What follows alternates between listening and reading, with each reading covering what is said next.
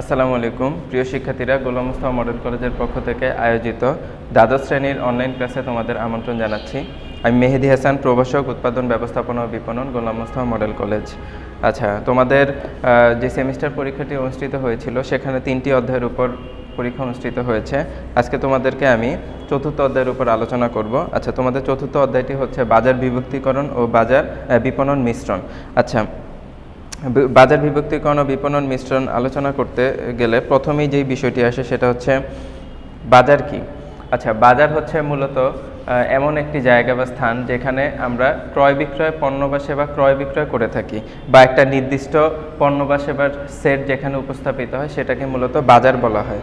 যদি ফিলিপ কটার and Gary Armstrong কি বলেছেন সেটা বলি, সেখানে বলা আছে market is the set of all actual and potential buyers of A product or service. অর্থাৎ বাজার হচ্ছে একটি পণ্য বা সেবার বর্তমান ও সম্ভাব্য সকল ক্রেতার সেট। এছাড়াও স্ট্যানটন, এডজেল অ্যান্ড ওয়াকার বলেন market means people or organisations with wants to satisfy money to spend and the willingness to spend it. অর্থাৎ বাজার বলতে বোঝায় ব্যক্তি বা প্রতিষ্ঠান যাদের মেটানোর মতো অভাব আছে, ব্যয় করার মতো অর্থ আছে এবং অর্থ ব্যয় করার ইচ্ছা আছে।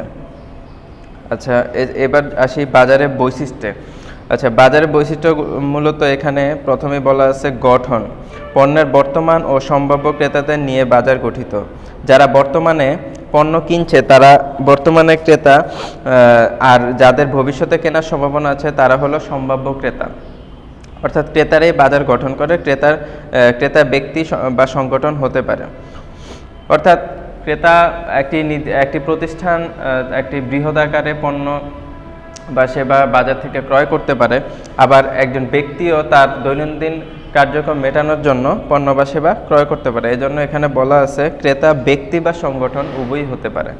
তারপর রয়েছে আর্থিক সামর্থ্য। অর্থাৎ বাজারে সদস্যদের অভাব পূরণের মতো প্রয়োজনীয় অর্থ থাকবে। অর্থাৎ বাজারে যাওয়ার পরে যদি অর্থ না থাকে তাহলে তো পণ্য ক্রয় করা যাবে না। কাজেই আর্থিক সামর্থ্য থাকতে হবে পণ্য ক্রয় করতে হলে। আর্থিক সামর্থ্য না থাকলে ব্যক্তির চাহিদা থাকবে না এবং সে পণ্য কিনতে পারবে না, অথবা তার চাহিদা অনুযায়ী পণ্য সে ক্রয় করতে পারবে না। অর্থ ব্যয়ের ইচ্ছা ও কর্তৃত্ব।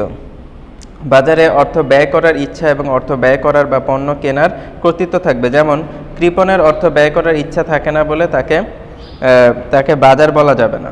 অর্থাৎ যিনি বা যারা বাজারে উপস্থাপিত হবে তাদের অর্থ ব্যয় করার পর্যাপ্ত ইচ্ছা থাকতে হবে। তারপর রয়েছে অবস্থান।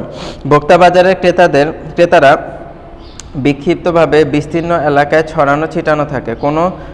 কোনো পণ্যের বাজার সারা দেশেও থাকে। আর শিল্প বাজারের ক্রেতারা বিশেষ এলাকায় কেন্দ্রীভূত থাকে, কারণ বিশেষ এলাকায় শিল্প কারখানা গড়ে উঠতে দেখা যায়। তারপর রয়েছে ক্রয়ের ঘনত্ব, ক্রেতার সংখ্যা, বন্টন প্রণালী, ক্রয় বিবেচনা, ভিন্ন চাহিদা, পণ্য জ্ঞান, ক্রয় প্রচেষ্টা, ক্রয় ক্ষমতা, ক্রেতার ধরন, ক্রয়ের উদ্দেশ্য, একক প্রতি মূল্য। আচ্ছা, এই প্রত্যেকটি বিষয়ে বাজারের সাথে সংশ্লিষ্ট। এরপরে আসে আমরা শিল্প বাজার বলতে কি বোঝায়। শিল্প বাজার মূলত শিল্প পণ্যের ক্রেতাদের নিয়ে শিল্প বাজার গঠিত, যে বাজারে ক্রেতারা নিজেদের ব্যবহার বা ভোগের জন্য পণ্য না কিনে উৎপাদন কাজে ব্যবহারের জন্য বা অন্য কোনো পণ্য উৎপাদনের উদ্দেশ্যে পণ্য ক্রয় করে তাদেরকে নিয়ে শিল্পবাজার গড়ে ওঠে। কাঁচামাল, যন্ত্রপাতি, যন্ত্রাংশ উৎপাদনের অন্যান্য উপকরণ প্রভৃতি শিল্পবাজারের ক্রেতারা পুনরায় উৎপাদন কাজে ব্যবহারের উদ্দেশ্যে ক্রয় করে।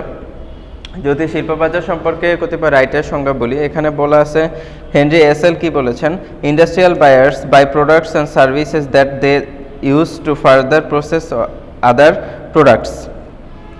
অর্থাৎ শিল্প ক্রেতারা পণ্য ও সেবা ক্রয় করে যা তারা অন্য পণ্য পুনরায় প্রক্রিয়াকরণে ব্যবহার করে। আবার বলতেছি, শিল্প ক্রেতারা পণ্য সেবা ক্রয় করে যা তারা অন্য পণ্য পুনরায় প্রক্রিয়াকরণে ব্যবহার করে। অর্থাৎ শিল্প ক্রেতারা মূলত পণ্য ভোগের জন্য ক্রয় করে না, তারা পণ্য ক্রয় করে একটি নতুন পণ্য সৃষ্টির লক্ষ্যে। অর্থাৎ তারা যেই উৎপাদন কার্য পরিচালনা করবে তার জন্য তাদের যে ম্যাটেরিয়াল প্রয়োজন বা কাঁচামাল প্রয়োজন তারা সেটা বাজার থেকে ক্রয় করে থাকে। স্ট্যানটন কি বলেছে, business market is the total of all business users. বাজার ব্যবসায় হচ্ছে সকল ব্যবসায়ীদের ব্যবহারকারীর সমষ্টি।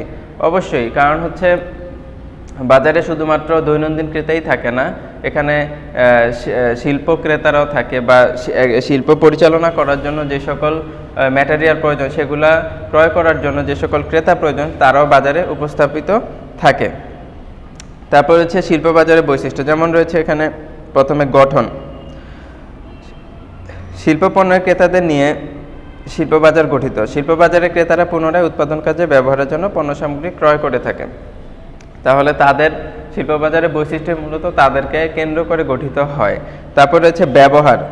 শিল্প বাজারের ক্রেতারা তাদের ক্রয়কৃত পণ্য নিজেরা ভোগ না করে উৎপাদন কাজে ব্যবহার করে, অর্থাৎ ক্রয়ের উদ্দেশ্য থাকে ব্যবসায়িক, অর্থাৎ ব্যবসায়িক উদ্দেশ্যে শিল্প বাজার গঠিত হয়ে থাকে। তারপরে হচ্ছে অবস্থান। এই বাজারে ক্রেতারা বিশেষ এলাকায় কেন্দ্রীভূত থাকে, কারণ বিশেষ এলাকায় শিল্প কারখানা গড়ে উঠতে দেখা যায়, অর্থাৎ শিল্প এলাকা মূলত একটা নির্দিষ্ট এলাকা কেন্দ্রিক গড়ে ওঠে। শিল্প কারখানাগুলো ছড়ানো ছিটানো হয় না, কাজে নির্দিষ্ট এলাকা কেন্দ্রিক হয়ে থাকে বলেই শিল্প কারখানাগুলো নির্দিষ্ট এলাকা কেন্দ্রিক হয়ে থাকে বলে শিল্প বাজারও ওই এলাকার থেকে যাতে সহজলভ্যে পণ্য ক্রয় করা যায় কাজেই কাছাকাছি অবস্থান করে।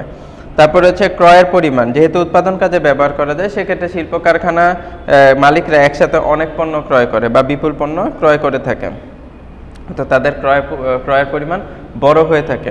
তারপরে হচ্ছে ক্রয়ের ঘনত্ব। শিল্প বাজারে ক্রেতারা ক্রয়ের ঘনত্ব কম হয়ে থাকে, একসাথে বেশি পণ্য ক্রয় করার কারণে ঘন ঘন ক্রয় করার প্রয়োজন হয় না, অর্থাৎ তাদের ঘনত্ব কম। বিষয়টা হচ্ছে এরকম যে একবার পণ্য ক্রয় করলে, অধিক পরিমাণ পণ্য ক্রয় করলে সেটা শিল্প কারখানায় ব্যবহার করা হয়।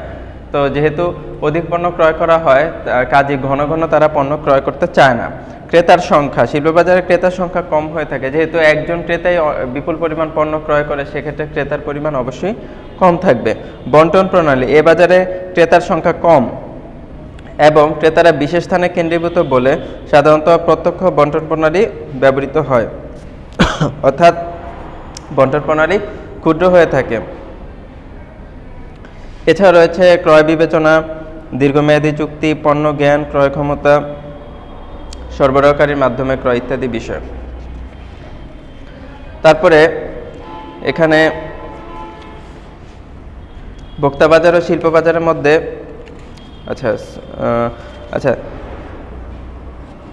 মাঝখানে দুইটা বিষয়, একটা বিষয় রয়েছে, সেটা হচ্ছে ভোক্তা বাজার কি। আমরা শিল্প বাজার সম্পর্কে আলোচনা করলাম, এবার ভোক্তা বাজার সম্পর্কে আলোচনা করি।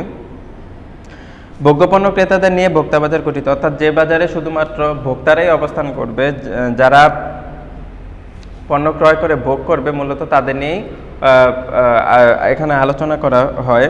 ভোক্তা বাজারে ফিলিপ কটন এবং গেরি আর্মস্ট্রং বলেছেন, consumer market is all the individuals and households who buy or acquire goods and services for personal consumption.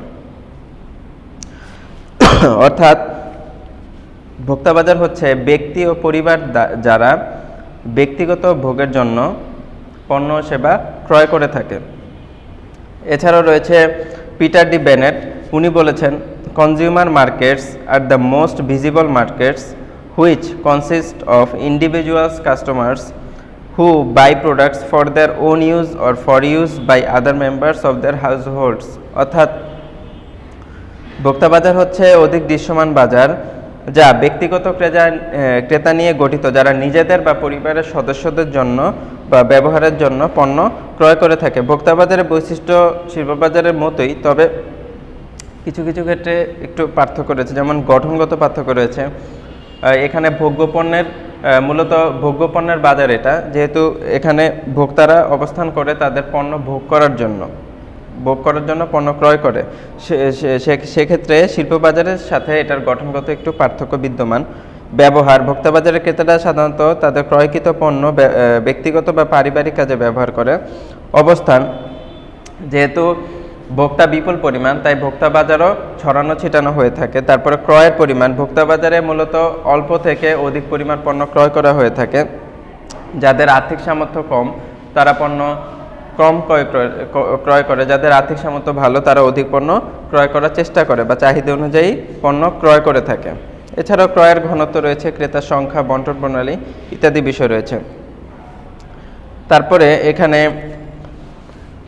4.9 টপিক্সে ভোক্তা বাজার ও শিল্প বাজারে পার্থক্য রয়েছে। তো আমরা শুরুতেই সংজ্ঞা জানি যে ভোক্তা বাজার হচ্ছে যে বাজারে মূলত ক্রেতারা পণ্য ক্রয় করে ভোগ করার জন্য, আর শিল্প বাজারে মূলত পুনরায় উৎপাদনের জন্য বা পুনঃপ্রক্রিয়াকরণের জন্য পণ্য ক্রয় করা হয়ে থাকে। এখানে রয়েছে ক্রয়ের আকার। আমরা জানি ভোক্তা বাজারে ক্রয়ের আকার কম হয়, শিল্প বাজারে ক্রয়ের আকার তুলনামূলক বেশি হয়। ক্রয় বিবেচনা, এক্ষেত্রে ক্রেতারা নিজেদের প্রয়োজন ও সন্তুষ্টি বিবেচনা করে পণ্য ক্রয় করে। এক্ষেত্রে ব্যবসায়িক লাভ ক্ষতি বিবেচনা করে পণ্য ক্রয় করা হয়। একক প্রতি মূল্য, ভোক্তা বাজারে পণ্যের একক প্রতি মূল্য অপেক্ষাকৃত কম হয়ে থাকে, এখানে অপেক্ষাকৃত বেশি হয়। এরপরে যদি এখানে আরও কিছু বিষয় রয়েছে, লেনদেন, বন্টন প্রণালী, প্রসার হাতিয়ার, বিক্রয়োত্তর সেবা, ক্রয়ের ঘনত্ব। তো ক্রয়ের ঘনত্ব ক্রেতারা ঘন ঘন এখানে ক্রয় করে ভোক্তা বাজারে, আর শিল্প বাজারে ঘন ঘন ক্রয় করে না, তাই ঘনত্ব এখানে কম হয়, আর ভোক্তা বাজারে ঘনত্বটা বেশি থাকে। ক্রেতার সংখ্যা বা ভোক্তা বাজারে ক্রেতার সংখ্যা বেশি হয়ে থাকে, শিল্প বাজারে ক্রেতার সংখ্যা কম হয়। তারপর হচ্ছে ক্রয় ক্ষমতা, ক্রেতাদের এখানে ভোক্তা বাজারে ক্রেতাদের ক্রয় ক্ষমতা কম হয়, যেহেতু তারা ব্যবসায়িক উদ্দেশ্যে পণ্য ক্রয় করে না, ভোগ করার উদ্দেশ্যে পণ্য ক্রয় করে। আর শিল্প বাজারে ক্রেতার সংখ্যা অধিক হয়ে থাকে, সেক্ষেত্রে ক্রয় ক্ষমতা বেশি থাকে। এছাড়া আরও কতিপয় বিষয় রয়েছে। এখানে বাজার বিস্তৃতি, এখানে বাজার বিস্তৃতি অবশ্যই দেশব্যাপী হয়ে থাকে, মানে দেশের বিভিন্ন স্থানে ছড়ানো ছিটানো হয়ে থাকে। এখানে বাজার বিস্তৃতি অপেক্ষাকৃত তুলনামূলক কম হয়, যেহেতু একটি নির্দিষ্ট স্থানে মূলত শিল্প বাজার গড়ে ওঠে। তারপর রয়েছে পণ্য সংক্রান্ত জ্ঞান, কারিগরি জ্ঞান, ইজারা ব্যবস্থা ইত্যাদি বিষয়। আচ্ছা, আজকে শিক্ষার্থীরা এতটুকুই আলোচনা থাকবে, যেখানে আমরা আলোচনা করলাম মূলত বাজার কি, বাজারের বৈশিষ্ট্য, বাজারের শ্রেণীবিভাগ, ভোক্তা বাজার, শিল্প বাজার, এগুলো বৈশিষ্ট্য, এগুলো পার্থক্য, এই বিষয়গুলো সম্পর্কে আগামী ক্লাসে বাজার বিভক্তিকরণের উপর বিস্তারিত আলোচনা করব। তো শিক্ষার্থীরা আজকের মতো এটুকুই। আসসালামু আলাইকুম।